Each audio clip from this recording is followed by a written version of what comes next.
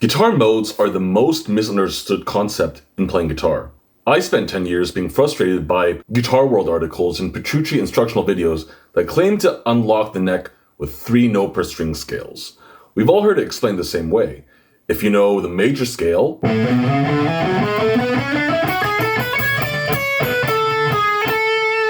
then you know all 7 mode shapes, and you can play it all over the neck. And I practiced that for about 10 years and never got anywhere. Lazy guitar method books will use the term mode as a shorthand for scale shape 2. Or scale shape 4.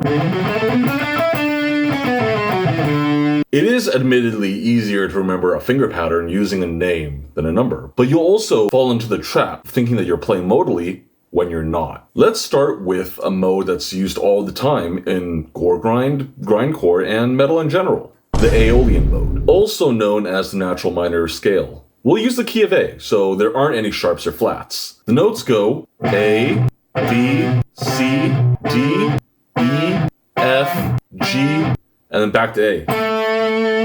The finger pattern looks like this.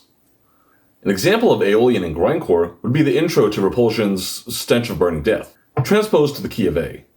D, C, A, D, F, E, D, C, A,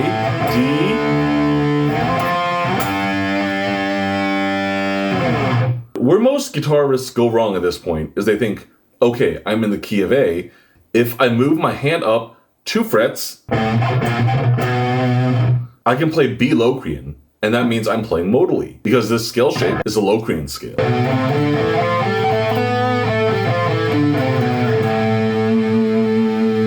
We're playing the notes B, C, D, E, F, G, A, B.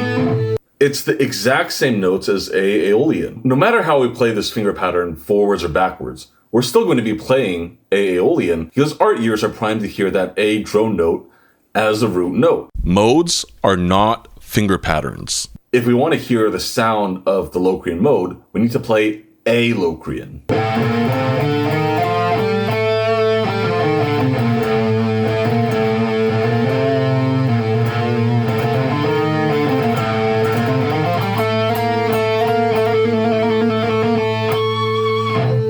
It sounds completely different. Each mode sounds different because of a characteristic interval relative to the root. Using the Ionian or major as their starting point, we can sharp the 4th degree to get the Lydian sound, or flat the 7th to get the Mixolydian sound. And starting from the aeolian or minor scale, we can raise the 6th to get Dorian, or we can flat the 2nd to get Phrygian. Here's an example of a Lydian showing up in death metal. In the middle of this Lycathia Aflame song, Shine of Consolation, on the octave harmony part.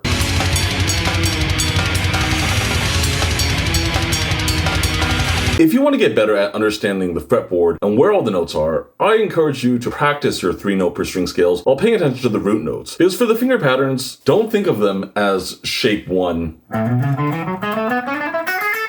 followed by shape 2, so on and so forth. If you look at each set of scale shapes, you'll notice that you could extend them on either side. You end up with the same patterns as the other scale shapes. That's the real secret. There aren't 7 scale shapes. It's actually one big scale shape, just starting on a different string, because the strings of a guitar repeat. You could think of it as an infinite amount of guitars being stacked side by side, repeating at the E string every time. This is an exercise that Yo and Etienne showed me. When you practice your scales and move up to each new position, don't start at the bottom of the E string. Start at the next root note. If you're playing A minor like this,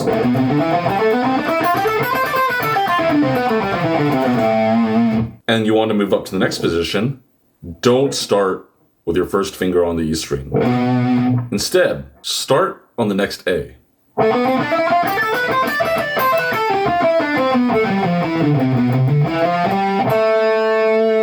And end on the A. When we move up a position again, we don't start there.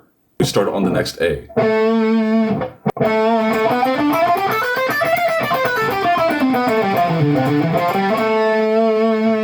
The purpose of this exercise is so that you are actively thinking about how every note you play relates to the root. You're not just memorizing finger movements. To reiterate, the finger pattern, index, middle, pinky, index, middle, pinky, that is not important. It's the actual notes on the fretboard that you're playing that are important. Then you might ask, what actually are modes? And how did this misconception become so widespread in guitar pedagogy? Modes actually have a couple of different definitions, and they all mean extremely different things. At its most basic, a scale is a collection of pitches, ascending or descending, and usually stepwise, from root to octave. Common scales are pentatonic, meaning 5 tones, and diatonic, meaning 7 tones. But of course you can have hexatonic, octatonic, and more. And modes, as we talk about them in modern jazz theory, are derived from a scale. A mode takes the notes of the bass scale, but uses a different starting point in that scale. So from the basic minor pentatonic scale that all guitar players know, we might call that mode 1. Starting on the next note,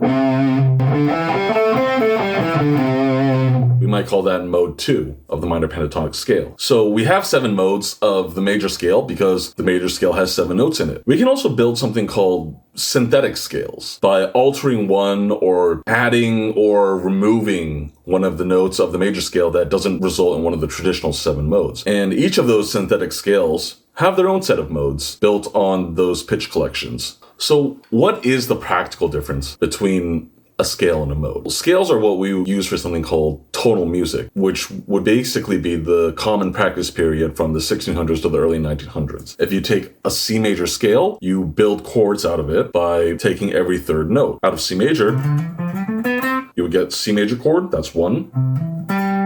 D minor, that's 2. E minor, that's a 3. F major, that's the 4 chord. G major, that's the 5th chord. A minor, that's the 6th chord. And B diminished, that's the 7th chord.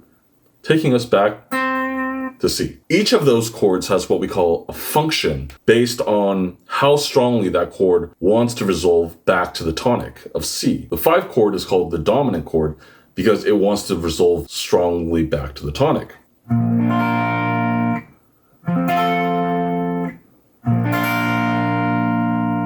And if we were to just hang on that 5 chord,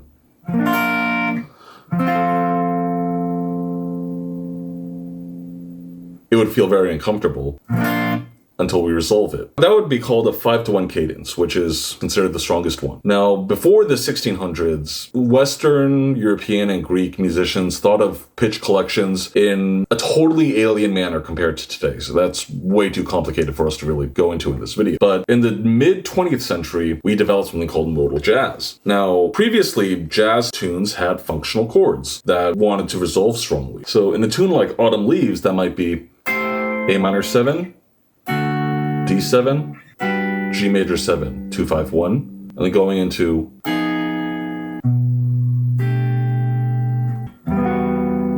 those have the function in that they want to resolve to other chords. But in modal jazz, they just kind of vibe endlessly into the night, like Miles Davis's So What.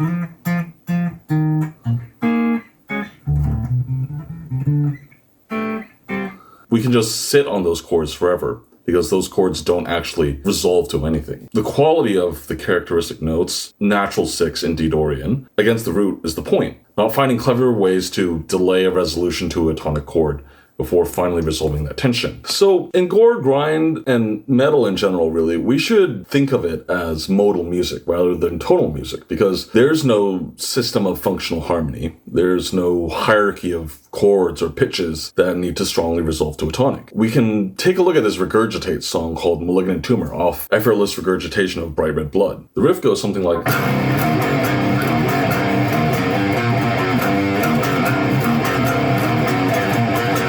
And then there's a blast riff later on. So all that uses the pitches C, D, E flat, F sharp, G, and B flat. You can look for that in a dictionary of synthetic chords, and you'll come up with something called Lydian diminished hexatonic. Do I think Regurgitate was trying to write songs using a Lydian diminished hexatonic mode? I don't think so. As with most early extreme metal musicians, they were just trying to sound as evil as possible by stacking minor third intervals. You could probably analyze it as some kind of symmetric scale, because diminished scales are based on stacking minor third intervals, but then you get a whole bunch of out-of-scale notes. That is an interesting topic, because a lot of goregrind and death metal songs feature a flat 2. But are they actually in Phrygian? Riffs like Rika Putrefaction have some of those intervals.